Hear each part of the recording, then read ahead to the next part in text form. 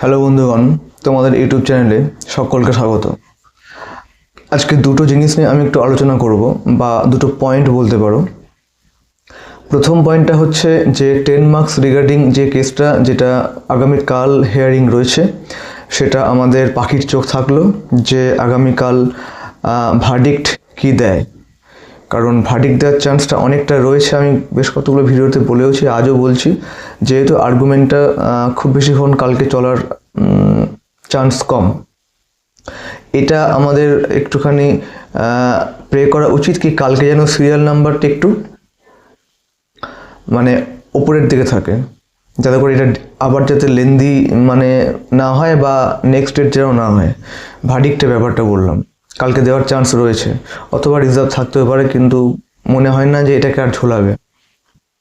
আচ্ছা, পরের পয়েন্ট আমি একটা কথা, সেটা হচ্ছে যে প্যানেল রিগার্ডিং, যে প্যানেলটা অলরেডি কাউন্সেলিংয়ের পথে। এখানে কিছু বলার আগে প্রথমেই আমি একটা কথা বলে রাখছি, বলতে পারো যে ইন সার্ভিসদেরকে, সেটা হচ্ছে যে আমি কিন্তু কোনো রকম নেগেটিভ কথা বা ক্যাটেগরাইজ করে কোনো কথা বলছি না রিগার্ডিং প্যানেল। আমি যেটা ইনজাস্টিস হয়েছে সেটা সবাই আমরা জানি, সে ফ্রেশার কি ইন সার্ভিস কি আদার্স, সারা পশ্চিমবঙ্গ জানে যে প্যানেলটার মধ্যে কি হয়েছে। এই প্যানেলটা যদি রিপ্যানেল না হয় বা যদি রেকটিফাইড না হয়, তাহলে কিন্তু শুধু প্রশ্ন না, এটা চাপ, পুরো তীব্র চাপের মুখে এবং সংকটের মুখে। কেন বলে রাখি, সবাই আমরা জানি যে কতগুলো টেন্টেড বেরিয়েছে এখান থেকে। 40 to 60% এই প্যানেলে টেন্টেড আছে, 40 to 60% টেন্টেড এই প্যানেলে ঢুকে বসে আছে। আমি একটা ভিডিওতে বলেছিলাম যে ভার্বালি ওরা বলেছে 1100 জন বা সামথিং যেটা বেরিয়েছে বাদ দেবে, কিন্তু ওদের কথা বিশ্বাস করে কোনো লাভ নেই, বিপদে পড়বে যারা প্যানেলে ঢুকে আছে অনেস্টলি, তারা ইন সার্ভিস যারা, তাদের কিন্তু বিপদ আবার বাড়বে যদি এই প্যানেলটা কাউন্সেলিংয়ের দিকে এগোয়। কারণ কাউন্সেলিং হওয়ার পরে, চাকরি জয়েন করার পরেও যখন দেখতে পাবে না যে এই স্কুলে অমুক স্কুলে তমুক স্কুলে এই টেন্টেডগুলো হচ্ছে চাকরি করছে, জিনিসটা জাস্ট কল্পনা করো, বুঝতে পারবে। আমি অ্যাডভান্স বলে দিলাম, ঠিক আছে? এই জন্য আমি একটা কথা বারবার বলছি যে এই প্যানেলটার রেকটিফিকেশন দরকার বা রিপ্যানেল দরকার।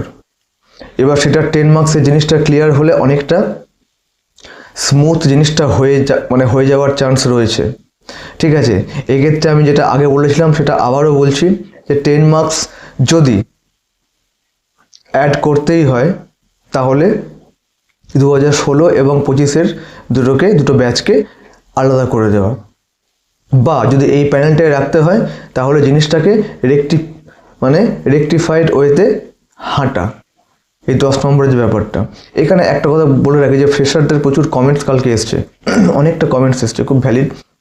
এটা হচ্ছে প্রত্যেকের কমেন্টসের ল্যাঙ্গুয়েজটা একই, যে ফ্রেশারদের কোনো চান্স আছে, ফ্রেশারদের কোনো সুযোগ রয়েছে, ফ্রেশাররা যারা মার্কসে বসে আছে। আমি প্রত্যেকটা ভিডিওতে বলেছি, আমি আজকে প্রথমেই বলে রাখছি যে ফ্রেশারদের চান্স কিন্তু রয়েছে, শুধু রয়েছে না, রয়েছেই।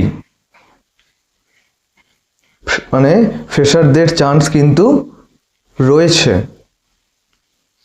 এটা টোটালি ডিপেন্ড করছে আগামীকালের ওপরে।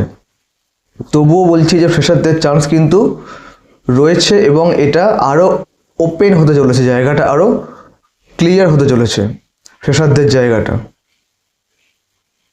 কারণ এই প্যানেলটা কতটা এগোবে, যেটা প্রথমেই বললাম যে সুপ্রিম কোর্ট যেখানে বলেছিল যে একটা টেন্টেড থাকলে টোটাল ক্যান্সেল হয়ে যাবে, একটা টেন্টেড যদি থাকে ঢুকে তাহলে টোটালটাই ক্যান্সেল হবে, সেখানে পুরো জিনিসটার শেষে তারা এই প্যানেলে কাউন্সেলিংয়ের দিকে হাঁটছে। কত বললাম পার্সেন্টেজটা? 40 to 60% বললাম আমি, এবং ওটাই। এবং আগেও বলেছি, আজও বলছি যে এই ভেরিফিকেশন লিস্টে 9-10 ব্রেক করছে, ওখানে কত হাজার হাজার ঢুকে আছে। আমি প্রত্যেকবারে বলছি, আজকেও বললাম বা বলবো ভবিষ্যতে, কিছু করার নেই যদি একই দিকে হাঁটে। তো এই অ্যাঙ্গেল থেকে বলছি যে প্রচুর কেস কিন্তু উঠে বসে আছে। আমি প্রত্যেকটা ভিডিওতে বলছি, আজকেও বলছি যে ফ্রেশাররা বা ফ্রেশারদের তরফ থেকে প্রচুর কেস একদম স্ট্রং গ্রাউন্ডে হাইকোর্টে উঠে বসে আছে, এবং হিয়ারিংগুলো আছে, যার মধ্যে আমি বলেছিলাম কত ভিডিওতে 13 ফেব্রুয়ারি 13 তারিখে কিন্তু এক্সপায়ার প্যানেল হিয়ারিং, এবং সেটা মার্চ অনগোয়িং যাবে আরও। যদি কিনা একটা ফয়সালা এখান থেকে উঠে আসে তো 10 মার্কস, দেখা যাক কালকে কী হয়।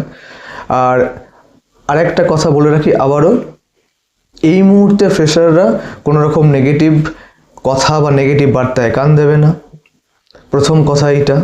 দ্বিতীয় কথা হচ্ছে যে এই মুহূর্তে ফ্রেশাররা, ঠিক আছে, কোনো রকম এইগুলো নিয়ে ভাবার দরকার নেই, কি রি এক্সাম কি হাবি জাবি এই সমস্ত ইস্যুগুলোকে নিয়ে ভাবার কোনো প্রয়োজন নেই। চুপচাপ কুল থাকো, পেশেন্সটা রাখো, নিজেকে ধরে রাখো, দেখো কি হয়, আস্তে আস্তে কী হতে চলেছে। আমি বারবার বলছি, আজও বলছি, আজকে আমার বিশেষ কিছু বলার নেই, এই দুটো পয়েন্টই বলার ছিল, আমি যেগুলো বলে দিলাম। এবার দেখা যাক ফার্দার যদি কোনো আপডেট উঠে আসে আমি তোমাদের দিতে থাকবো।